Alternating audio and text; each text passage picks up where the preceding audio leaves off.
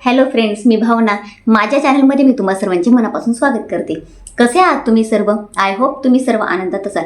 स्वामींच्या कृपेने तुमच्या सगळ्या चांगल्या इच्छा पूर्ण होत आजचा दिवस तुम्हाला खूप छान आणि आनंदाचा जाऊ. 17 फेब्रुवारी रोजी माघी अमावस्या आहे. माघ महिन्यात ही अमावस्या येते म्हणून हिला माघी अमावस्या म्हटलं जातं. या अमावस्याला अनन्यसाधारण असं महत्त्व दिलं गेलं आहे, कारण ही माघ महिन्यात येते. तर या दिवशी आपल्याला एक छोटासा उपाय करायचा. तर या दिवशी एक छोटासा उपाय करायचा आहे. तो उपाय जर तुम्ही केला तर त्या उपायाने तुमच्या घरात बरकत वाढेल. तुमचा जो अनावश्यक खर्च आहे तो कमी होईल. पैशांचे मार्ग तुमचे मोकळे होतील. तुम्हाला पैशांची कधीही कमतरता भासणार नाही. असा हा प्रभावशाली उपाय आहे. तोच उपाय मी तुम्हाला सांगणार आहे. प्रत्येक महिलांनी घरात हा उपाय करायचा आहे. तुम्ही करून बघा. केल्यानंतर तुम्हाला याचा अनुभव नक्कीच येईल, कारण हा उपाय मी स्वतः करते म्हणून मी तुम्हाला सांगते. तर हा उपाय कुठल्या वेळेला करायचा आहे, कसा करायचा आहे, या उपायासाठी काय काय लागणार आहे, याबद्दलची संपूर्ण माहिती मी तुम्हाला आजच्या व्हिडिओमध्ये देणार आहे. जर तुम्ही माझ्या चॅनलवर नवीन असणार आणि पहिल्यांदा हा व्हिडिओ बघत असणार आणि तुम्हाला हा व्हिडिओ आवडला तर व्हिडिओला एक लाईक नक्की करा. आणि आपला भावनाज लाईफस्टाईल हे फेसबुकवर आणि इंस्टाग्रामवर पेज आहे, त्या पेजला सुद्धा फॉलो नक्की करा. प्रत्येक अमावस्याला आपल्याला काही ना काही उपाय करायचे असतात आणि घरात प्रत्येक करती स्त्री हिने उपाय करायलाच पाहिजे. पुरुषांना तेवढा वेळ मिळत नाही म्हणून आपण हे उपाय केले पाहिजे. तर महिलांनी हा उपाय आवर्जून करायचा आहे. जर हा उपाय तुम्ही केला तर तुमच्या घरात बरकत वाढेल. अनावश्यक खर्च कधी होणार नाही. बघा, आपण पैसा कमवतो परंतु काय होतं, कुठे ना कुठे पैसा आपला खर्च होत असतो. दवाखान्यात खर्च होतो किंवा काही ना काही अनावश्यक खर्च होत असतो. तो खर्च होऊ नये यासाठी आपल्याला हा उपाय करायचा आहे आणि पैशांची बरकत व्हावी. पैसा आपला वाढत जावा, पैशांमध्ये वाढ व्हावी आणि जो काही पैसा आहे तो आपला कमी होऊ नये यासाठी हा उपाय आहे. तर हा उपाय प्रत्येक महिलांनी करायचा आहे. आता हा उपाय तुम्हाला अमावस्याला सायंकाळी करायचा आहे. सायंकाळी 5:30 ते 7च्या दरम्यान प्रदोष काळात तुम्हाला करायचा आहे. मंगळवारी अमावस्या आहे, या दिवशी तुम्हाला करायचा आहे. तर सायंकाळी हा उपाय करा. जर तुम्हाला शक्य नसेल, म्हणजे तुम्ही जॉब करत असणार तर काही कारणास्तव तुम्हाला जर सायंकाळी वेळ नसेल, तुम्हाला जर यायला रात्र होणार असेल जॉबवरून, वर्किंग वुमन असाल तुम्ही तर तुम्ही सकाळी केला तरी सुद्धा चालेल. परंतु जर तुम्ही वर्किंग वुमन असाल तर तुम्ही सायंकाळीच करा. तर हा उपाय करण्यासाठी तुम्हाला 1 रुपयाचं नाणं लागणार आहे.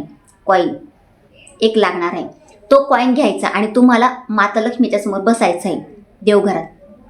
म्हणजे तिथे तुम्हाला शुद्ध गाईच्या तुपाचा दिवा लावायचा, एक गुलाबाची अगरबत्ती किंवा धूप लावायचं गुलाबाची, आणि तिच्यासमोर ते लावल्यानंतर म्हणजे समोर तिचा फोटो हवा किंवा मूर्ती तुम्हाला हवी आहे आणि तिला एक गुलाबाचं फूल अर्पण करायचं. त्यानंतर तुम्हाला या उपायाला सुरुवात करायची आहे. तिथे आसनावर बसायचं, माता लक्ष्मीच्या समोर 1 रुपयाचं नाणं घ्यायचं आहे आणि ते 1 रुपयाचं नाणं तुम्हाला हातात घ्यायचं आहे. हातात घ्यायचं आणि हातात घेतल्यानंतर तुम्हाला श्री सुक्तम याचं 11 वेळा पठण करायचं आहे. आता श्री सुक्तम तुम्ही म्हणणार ताई 11 वेळा पठण करायला खूप वेळ लागेल. आपल्या नित्यसेवाच्या पुस्तकात ते आहे. जर तुम्हाला खूप ते कठीण जाईल तर तुम्ही ओम श्री महालक्ष्मी नमः या मंत्राचा 1 माळ जप केला तरी सुद्धा चालेल. आता तुम्ही म्हणणार की ताई हातात तो कॉईन राहील तर आम्ही माळ कशी जपणार? तर हे बघा, असं कॅल्क्युलेटर येतं. म्हणजे जसं तुम्ही ओम श्री महालक्ष्मी नमः ओम श्री महालक्ष्मी नमः म्हणणार तर म्हणत असताना 1 वेळा ते टॅप करायचं. अशा पद्धतीने तुम्ही 108 वेळा तो मंत्र म्हणू शकता आणि 11 वेळा जर श्रीसुक्तम म्हणणार तर अतिशय उत्तम. श्रीसुक्तम हे माता लक्ष्मीला अतिशय प्रिय आहे, जास्त प्रभावशाली आहे ते. तर तुम्ही 11 वेळा म्हणत असताना 10 वेळा तुम्हाला श्रीसुक्तम पठण करायचं आहे आणि 11व्या वेळा तुम्हाला श्रीसुक्तम आणि फलश्रुती पठण करायचे आहे. फलश्रुती फक्त एकदाच पठण करायचे, परंतु लास्ट टाइम तुम्हाला करावीच लागेल. फलश्रुती पठण केल्याशिवाय आपल्याला त्याचं फळ मिळत नाही. 1 वेळा करा किंवा 11 वेळा करा, फलश्रुती आपल्याला 1 वेळा पठण करावीच लागते. अशा पद्धतीने तुम्हाला करायचं आहे. आणि त्यानंतर ते नाणं तुम्हाला एक लाल कापड घ्यायचा. हे तुमचं पठण झाल्यावर किंवा तुमचं जपमाळ झाल्यानंतर, मंत्रजप झाल्यानंतर तुम्हाला लाल कलरचा कापड घ्यायचा, एक कोरा घ्यायचा. देवाचा वापरलेला कापड घ्यायचा नाही, कोरं कापड आणायचं आणि त्यात तुम्हाला ते 1 रुपयाचं नाणं ठेवायचं आहे. आणि ठेवल्यानंतर त्याची पुरचुंडी करायची. रबर लावू नका. एक देवाचा धागा आहे, तो कलावा म्हणतात त्याला. तो कलावा तुम्ही त्याला बांधू शकतात.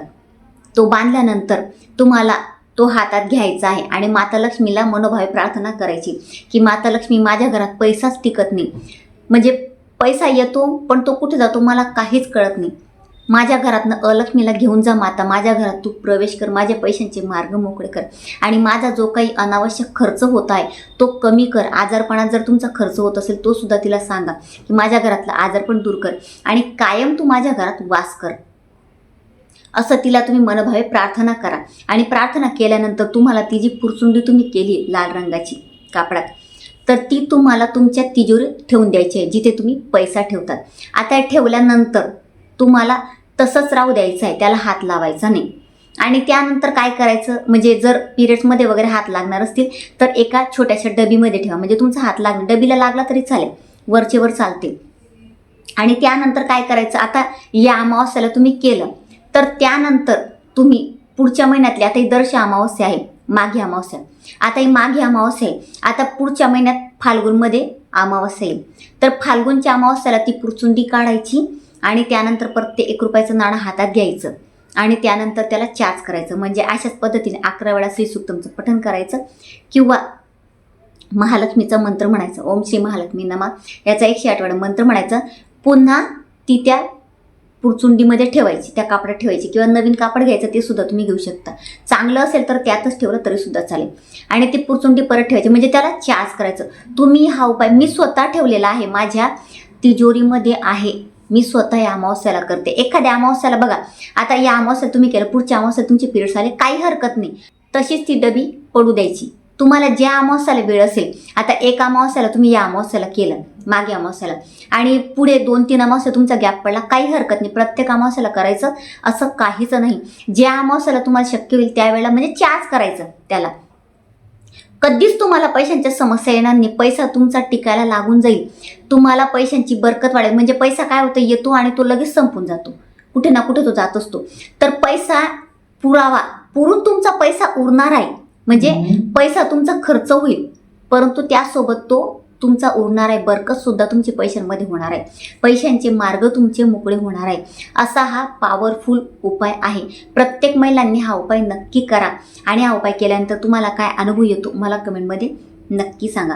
आणि जर काही कारणास्तव तुमचे पिरियड्स आले, तुम्हाला या अमावस्याला, म्हणजे आता दर्श अमावस्या आहे मंगळवारी, शक्य नाही झालं तर तुम्ही पुढच्या महिन्याच्या अमावस्याला सुद्धा करू शकतात. अशाच पद्धतीने नक्की तुम्ही हा उपाय करून बघा. जे उपाय मी करते पर्सनली ते मी तुम्हाला देत असते, मला जो अनुभव आला तोच मी तुमच्यासोबत शेअर करत असते. तर अतिशय छोटीशी माहिती ती जी मला तुम्हाला द्यायची. तर जर तुम्हाला माझा आजचा व्हिडिओ आवडला असेल तर व्हिडिओला लाईक, शेअर, चॅनलला सबस्क्राईब नक्की करा आणि कमेंटमध्ये श्री स्वामी समर्थ नक्की लिहा. आणि तुम्ही कुठून कमेंट करता, कुठून तुम्ही माझे व्हिडिओ बघता, कोणत्या सिटीमधून बघता ते सुद्धा मला कमेंटमध्ये नक्की सांगा. पुन्हा भेटूया अशाच एका नवीन व्हिडिओसोबत. तोपर्यंत सर्वांना श्री स्वामी समर्थ.